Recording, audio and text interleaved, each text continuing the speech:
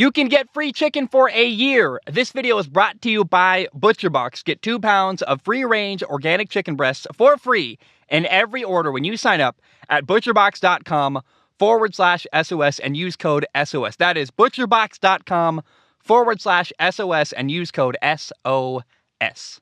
The Jaguars absolutely embarrassed the Indianapolis Colts during week 2. Trevor Lawrence, the Jaguars' second-year quarterback, looked really good. The Jaguars beat the Colts 24-0. By the way, in Jacksonville, which the Colts have had a hard time on the road in Jacksonville for years now. Jaguars receiver Christian Kirk played very, very well. He had 6 catches for 78 yards and 2 touchdown catches. In week 1, by the way, Christian Kirk had 117 yards receiving. And it looks like the Jaguars going out and bringing Christian Kirk to Jacksonville was a great move. Christian Kirk signed a big 4-year, $72 million contract. A lot of people, myself included, were like, what? That's a ridiculous amount of money. And it was more like, who is this guy to get that much money? But honestly, 2 weeks in, looks like money well spent. They're like, we got the budget for it. Let's spend big and get a marquee guy for our team. And right now, so far through 2 weeks, Christian Kirk has been the number 1 receiver that Trevor Lawrence has needed. It's been a great move. And I got to give props to the Jaguars. It looks like they did a great job surrounding Trevor Lawrence with quality players and good coaches. And they've given Trevor Lawrence really good support. They got a coach, Doug Peterson. They got 2 good running backs. They got depth at receiver. They brought in a tight end, Evan Ingram from New York, the Giants. He's been a great value player. He had 7 catches week 2 for 46 yards. He got every pass thrown his way week 1. I think that even the quarterback coach the Jaguars got for Trevor Lawrence, Mike McCoy, is a former head coach of the Chargers for 4 years. He was the offensive coordinator in Denver and Arizona. I just can't say enough good things about what the Jaguars did to support their young quarterback, Trevor Lawrence. Now, the Jaguars play the Chargers week 3, and that's a really big opportunity for them to prove themselves. But I'm really, really interested and intrigued with this new look young Jaguars team. And like I said, Trevor Lawrence looks like the man. He looks like that draft class had Trevor Lawrence as the number 1 pick, Zach Wilson as the number 2 pick, and Trey Lance as the number 3 pick, followed by Justin Fields and, Mac Jones. Trevor Lawrence looks like the best quarterback out of that draft class so far, and that's pretty exciting for Jaguars fans. Now, Indy looked really, really bad during week 2. Matt Ryan threw 3 interceptions. His first pass of the game was picked off.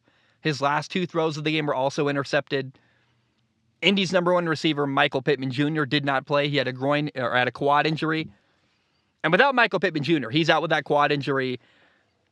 If MPJ doesn't play, Indy just does not have any real intimidating receiving threat at all. They just could not win one-on-one matchups at all. And, even their star running back, Jonathan Taylor, had a bad game. He had 9 carries for 54 yards. I don't know why they didn't use him more. It's very interesting to me.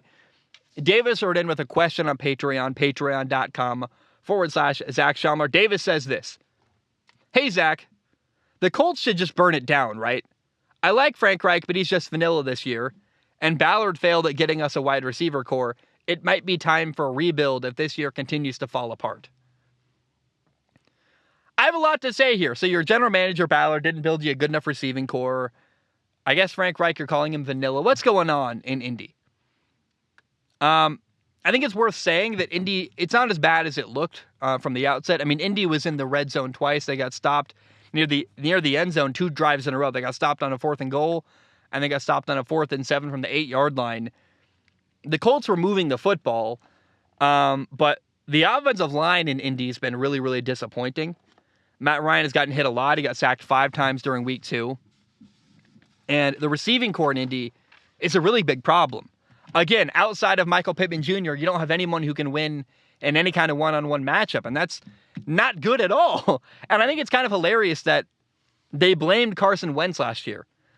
They got rid of Carson Wentz, and now Indy seems even worse. Like, hey, I'm so glad you solved your problems. Yeah, you got rid of Carson Wentz, and now everything's fine, isn't it? Oh, it's not. You're 0-1-1. You tied Houston. You got embarrassed by Jacksonville. Oh, by the way, Indy plays Kansas City week 3. They're about to start 0-2-1. It's going to be awful. Now, should the Colts blow it up?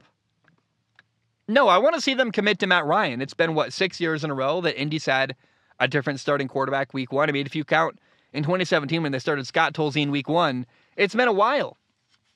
I'd like to see some kind of continuity in Indianapolis. I think for them to have the same starting quarterback week one 2 years in a row would be an achievement, actually, in Indy. And I really think the Colts owner, Jim Irsay, sabotaged his own football team. He really overreacted and ordered the team to trade away Carson Wentz. I'm not sure that was the right move. Now your quarterback is an old guy, 37-year-old Matt Ryan. And like I said, it was a disappointing start to the year so far, the first 2 weeks. It's about to get worse. Week 3, you play Indy. That's going to be an ugly, ugly game. So my advice, if you're a Colts fan, Davis, you're out there, be patient. You need another receiver. I think another year with Matt Ryan is deserved. I wish that the Colts had given Carson Wentz another year. I'm actually happy that Carson Wentz got out of there because he got a way better receiving core in Washington than he's ever had in his career. So, man, the only thing that would get me to move off of Matt Ryan if I were the Colts is if he has some devastating injury, or if you have a legitimate shot to draft Bryce Young, the quarterback out of Alabama. Bryce Young running Frank Reich's RPO offense would be unbelievable. I would love to see that. To have a mobile quarterback who can run around and make plays in Indy like Bryce Young sounds really, really exciting. But otherwise, I think Matt Ryan's the guy next year, and you just got to have a little bit of patience. It's just really bizarre to me that it's not a coincidence the Colts are struggling when they have a new quarterback every single year. How about just a little bit of continuity? I think that would be great. So, Davis, and he even posted on Patreon, like, I'm in a good state of mind after this loss, but be patient. We'll see what happens. Matt Ryan didn't play a lot during the preseason. The real shock, though, again, we knew the receiving core wasn't going to be great. We knew that Matt Ryan's aging, whatever, but the offensive line has been shockingly disappointing for the Colts. And if you're a Colts fan, that's what I'd be most worried about. People were talking about Matt Ryan going to Indy and having this great offensive line, and finally he's going to get the support he's always wanted out of Atlanta. And this year, Indy's going to be a playoff team and really good with Matt Ryan, and he's going to take them to the next level. And I think people are learning, quarterback wasn't our only problem. We got a lot of work to do. And so hopefully, I think Matt Ryan's patient. Matt Ryan is here for the long haul. He wants to win a Super Bowl. It's going to take a couple of years, I think, for him to get to anywhere near being that kind of level football team. But how about a little bit of patience in Indy? Let's not just go 2 games and blow it all up. I don't think that would be the right move. And unfortunately, though, I think the owner in Indy, he's been a volatile owner for a long time. He had Peyton Manning for years. That made him look really good. He lucked himself into Andrew Luck, pardon the pun.